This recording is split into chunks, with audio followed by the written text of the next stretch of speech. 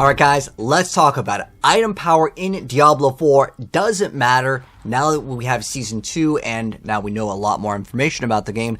Let's go ahead and dig into the item power. Now that we have items that can roll 925 as the maximum item power, does it actually make a big difference? And the short answer is, on the weapons, it definitely is something that you can consider. On the armor and the different jewelry pieces, it can be kind of dependent on A, what you want to do, and B, is it really worth sacrificing like an item that has way better rolls? And the answer is really no. If something has like, let's say 8 crit versus something that has way less crit, it is not worth it to swap the item power. Now there is an exception. So the original number in the game for Season 0 and Season 1 was to specifically hit 725. That was the magic number. And that magic number is the one that would give you that 8% crit, that extra bonus like attack speed, that extra ranks of whatever skill, and then when you would go ahead and give it that 5 out of 5 on the actual item, it would then upgrade that to have the maximum stats. Now even if the item power was lower than 925, you could have it even at 725, you could still get that 12 crit, that 15 attack speed, and the plus 4 ranks. It rolls plus 3, then you go upgrade 5 out of 5, and then that will give you the plus 4 to your core skill, basically. That was kind of like the go-to method in the game for a lot of the pieces of gear. Again, 725 was the number. Now in Season 2, we got a boost to our item power, and it doesn't really matter too much for the armor. Now, obviously, yes, getting a higher item power is better if you can copy the exact same item and reference them. Yes, the higher item power will give you more armor, but it's not that big of a deal. The difference between a 725 and a 925 is 100 armor. So that is like the number that you'd hit. Now armor definitely matters in the game, especially if you're looking to do Sigil 100. If you're looking to do Sigil 100, sure, it's going to make your life easier if you have all of your armor pieces 925, but it isn't something that's going to be the key factor in determining if the item is actually worth keeping or selling for gold, because while people do want to look for like higher item power things, the more important thing is that plus ranks to whatever, usually attack speed, crit strike chance, or if you're looking at boots for another example here, like you want to get 26.2 movement speed as the max roll. Now if the item was, let's say, like 400, even if I upgrade it, and you can only go to plus 4 if certain items don't reach an item power, I can only get 10% movement speed. So the higher that you go in item power can matter, but like let's say we took like an 800 item power and we gave it 5 out of 5. I still get 26.2. It doesn't matter if I go increase this to 925, it's still going to be the exact same. So there is a point where the item power is not going to give you additional bonus stats, prefixes, suffixes, implicits on the item. Those rolls on the item, with the exception of the armor, are going to be the exact same. Now armor matters in the game, but really not that big of a deal. As long as you hit like 9,000, if you're just doing like hell tides and stuff, you'll be fine. But if you're looking to do higher tier content, Sigil 100s, then you want to try to hit 13,000 armor, and there is the new Abattoir of Zir coming up, so you probably should try to prep and ideally get higher armor. So to answer the question, does it really matter in the armor department? I'm talking helmet, chest piece, gloves, the pants, and the boots. Yes, it gives you more armor, but it shouldn't be a key factor. Like if something has 900 item power or 800 item power, does that mean that, well, if it has lower rolls, should I swap something with only 10% attack speed but it has higher item power? No. Do not worry about it too much in the armor department unless you're trying to reach a certain breakpoint or doing very specific niche stuff that requires like you to do Sigil 100s back to back to back, because that's not what you should be doing in the end game. You should be farming Duriel to get uber uniques, and then maybe with the Abattoir of Zir, you can maybe focus in on that a little bit more. Now that we went over the armor department and I've explained, well, it just gives you more armor, and again, as long as it's at least 725, that's going to be the breakpoint. Although in max roll here, some of the stats, because I know that you can still get plus the 4 ranks to whatever, like on the glove department over here, you can still get the higher rolls. If I put 725 and I go to 5 out of 5, you can still get the 15 attack speed. I think that they've done some scaling things, but you can still have certain items, and I still have it even in Season 0, where I still have plus 4 ranks, and it's basically reaching that threshold of 725. So again, if we were to take like 800, you would still get the same exact rolls versus a 925. So don't worry too much about the armor in terms of this. Now, as far as the rings, this definitely can save you some extra stat points. So with rings, again, the same thing. You'd still want to hit that magic number, which is specifically getting 725, and that way you can get, let's say, the extra crit. So that would be something kind of important.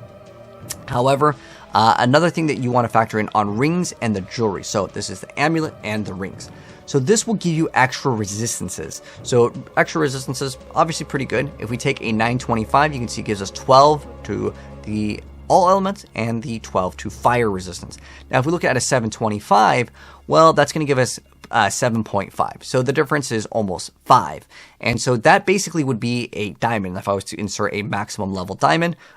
Usually people put like skulls and diamonds in your different jewelry slots, and that's 5 right there. So a difference in the jewelry could matter for your build. Now, it depends on the build that you're playing, and if you are playing a build where you can get resistances elsewhere, that's fine, but reaching that extra diamond could be pretty big, because on the Paragon board, every single point that's the smaller resistance nodes is like a 1.5, or you can hit the yellow nodes for a 3 and maybe get a bonus of 6, but that's a pretty big difference.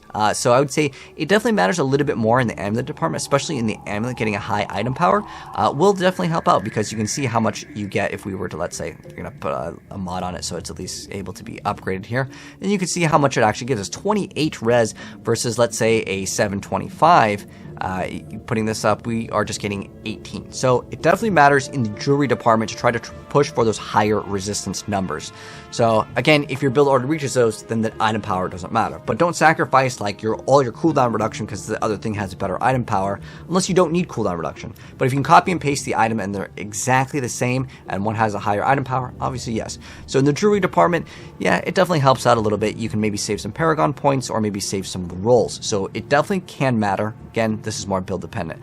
And the next thing that I want to go over, which is actually the most important, is actually the weapons. This absolutely is a huge game changer, and it is definitely something to consider. So let's go ahead and take a look at these two items. So we have one sword over here with an 800 plus the 25, since we max it out, and that has a DPS of 1,267. Now a 925 over here, if we were to max this one out also to keep it fair, we have a DPS of 2,000. That is huge. That is a massive difference. Now the difference between an 800 and a 925 in terms of the stats that roll in it. Look at where it says vulnerable damage. That is going to be the same, because again, 725 was the old magic number, and those numbers for the most part have not changed on most pieces of gear. It's going to be the exact same. They actually lowered all like the crit and vulnerable damage in a nerf, but for the most part, yeah, this is going to be the same, identical to Season 0 and Season 1. It doesn't matter as long as it's, again, reaching that breakpoint 725. But the thing is that the difference in damage is absolutely massive. And let's look at it in a more numerical standpoint to explain why this is actually huge and kind of what are the actual numbers here. So what we're going to look at is we're going to look at a skill fireball. We're going to look at the damage numbers here. And to get the average, we're going to basically add both of those numbers up. Those numbers being 38,000 and the 47,000, we're going to add both those up and divide those by 2. And so you can see the item that we're using in this little example here. So we're going to just use this as an example.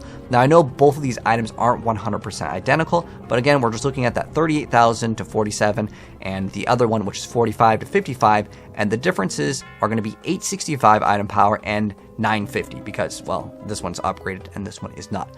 I tried to keep the items as similar as I possibly could, but keep in mind, I don't have like a Diablo 2 Gemella's editor to copy and paste the item, so there is going to be some variances with the extra like all stats, intelligence, like that will still increase your DPS.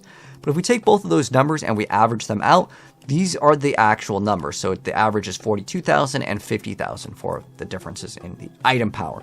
So what is this number in terms of the DPS increase? It's a 16% DPS increase if we actually swap the weapon from an 800, because I know some people are always wondering, well, my 800 thing has better rolls. Like maybe it has more vulnerable damage than my, 925. And that's possible, but it doesn't matter. The other one is just going to be superior in like 99 circumstances. Sure, there might be one if you really need a bunch of the stats and the other one rolls none of them, but you definitely want to focus in on that. The next thing I wanted to go over is how important is the actual armor. So looking at the armor over here, I have two numbers that I want to show you guys by just adding one skull. A skull gives you 250 armor.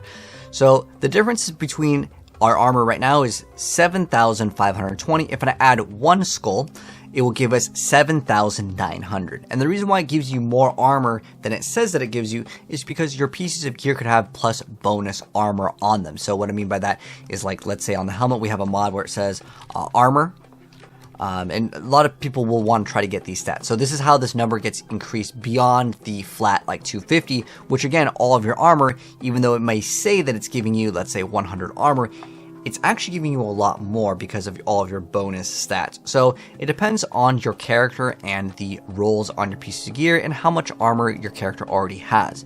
Now, this is kind of big because even though you're only adding, let's say, if you go to this little thing here where I was doing the example of like 725 versus 900, it's 100 armor on each and every piece. Now, this can start to add up quite a bit. And what's the difference in terms of numbers? Well, to get an idea here, this is 380 is the difference in armor that it's giving us. Even though it only says that it's giving us 250, you can see the amount of damage that we're taking is actually quite a bit. So with 7,520, again, this is counting just the open world, basically level 100 is what we're looking at. It's going to reduce the damage that we take by 62%.